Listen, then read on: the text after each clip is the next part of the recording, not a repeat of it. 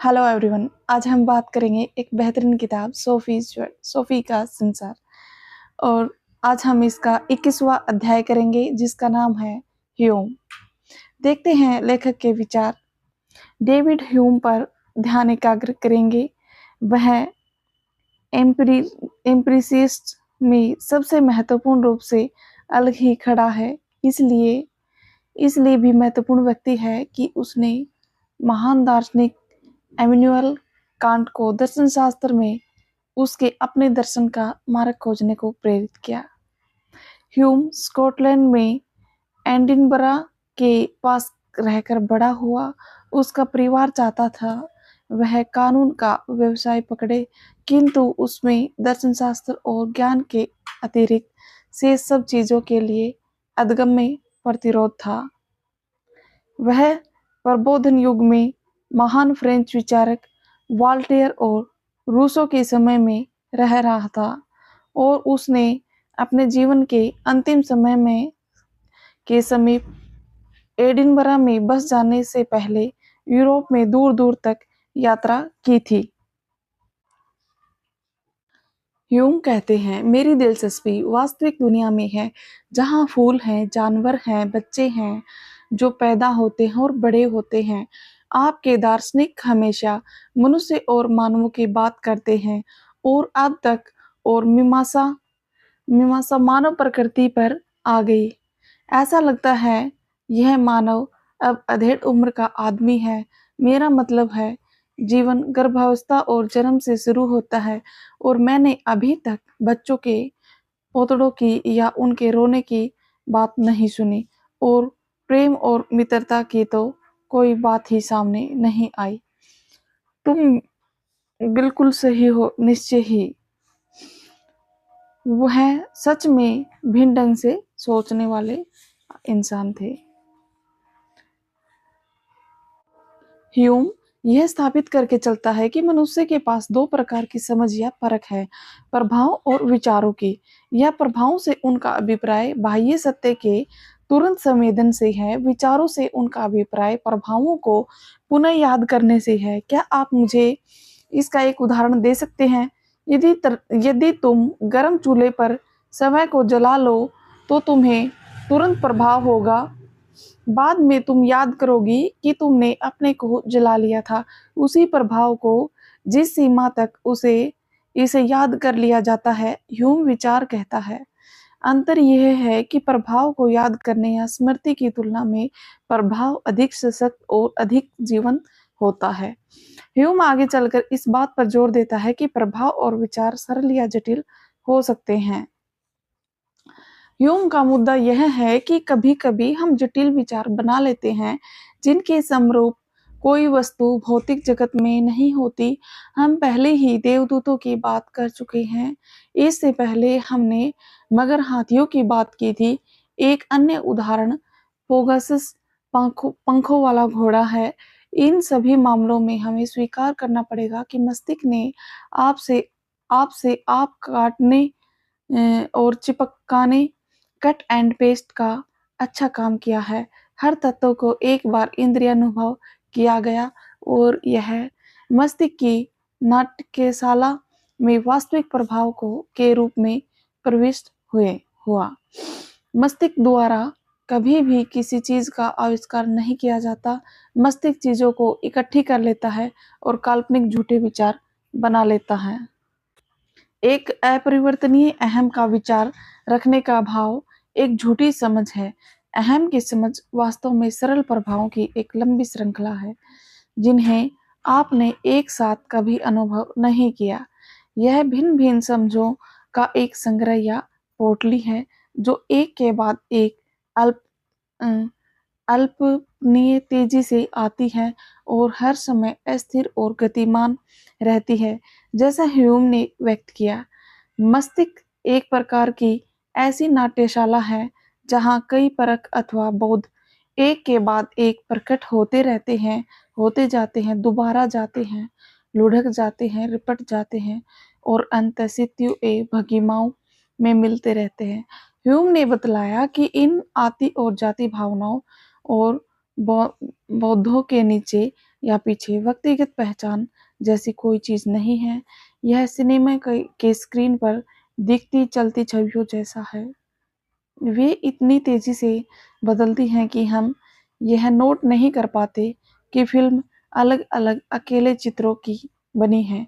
यथार्थ में चित्र जुड़े हुए नहीं हैं, फिल्म क्षणों का संग्रह है। मैं सोचती हूँ मैं तो हार मान रही हूँ।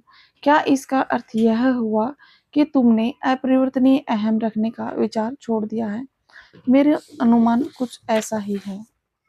एक क्षण पहले तो तुम इसके विपरीत में विश्वास कर रही थी। यहाँ मैं यह भी कह दूं कि ह्यूम द्वारा मानव मन का विश्लेषण और उसके द्वारा अपरिवर्तनीय अहम की अस्वीकृति वाली बात 2500 वर्ष पहले सामने रखी गई थी और यह दुनिया के दूसरे छोर पर हुआ था। किसके द्वारा? बुद्ध द्वारा। शिशु वह नहीं है जो अब वयस्क है। आज मैं वह नहीं हूँ जो मैं कल था। बुद्ध ने कहा था, ऐसी कोई चीज नहीं है जिसे मैं कह सकूं कि यह मेरा है, या कोई ऐसी चीज जिसे कह सकूं यह मैं हूँ। कोई मैं या अपरिवर्तनीय अहम नहीं है। जब ह्यूम मरने जा रहा था तो या मरने वाला था तो एक मित्र ने उनसे पूछा, क्या वह मृत्यु के बाद के जीवन में विश्वास करता है? कहते हैं उसने यह उत्तर दिया, यह भी संभव है कि कोयले का कोई टुकड़ा आग पर रखे जाने पर न जले। अच्छा, यह बात है। उसने केवल वही स्वीकार किया जिसका बोध अपनी ज्ञानेंद्रियों से हुआ था। एक चीज का दूसरी चीज के पीछे आना, इसका अर्थ यह नहीं है कि कोई कारणिक संबंध है। दर्शन शास्त्र का एक मुख्य काम लोगों को यह चेतावनी देना है कि वे जल्दी से निष्कर्ष पर पहुंचे। इससे वास्तव में कई प्रकार के अंधविश्वास बन सकते हैं। ऐसा कैसे? आप एक बिल्ली को गली पार करते देखती हैं, बाद में उस दिन आप गिर गई और आपकी बांह की हड्डी टूट गई, किंतु इसका यह अर्थ नहीं है कि दोनों घटनाओं के बीच कारणिक संबंध है। विज्ञान में तो यह खास तौर पर महत्वपूर्ण कि जल्दी निष्कर्ष पर न पहुंचा जाए। उदाहरण के लिए यह तथ्य कि एक खास दवा को लेकर बहुत से लोग ठीक हो गए हैं, यह अर्थ नहीं रखता कि इस दवा ने ही उन्हें ठीक किया है। इसलिए यह महत्वपूर्ण है कि रोगियों का एक बड़ा समूह हो जो सोचते हैं कि उन्हें भी वही दवा दी जा रही है, किंतु उन्हें वास्तव में आटा और पानी दिया जा रहा है। यदि ये रोगी भी ठीक हो जाते हैं तो एक तीसरा कारक है, जैसे यह विश्वास की दवा काम करती है और इसने उन्हें ठीक कर दिया है। अब मैं समझ रही हूँ कि एम्पिरिसिज्म यानी अनुभववाद क्या है।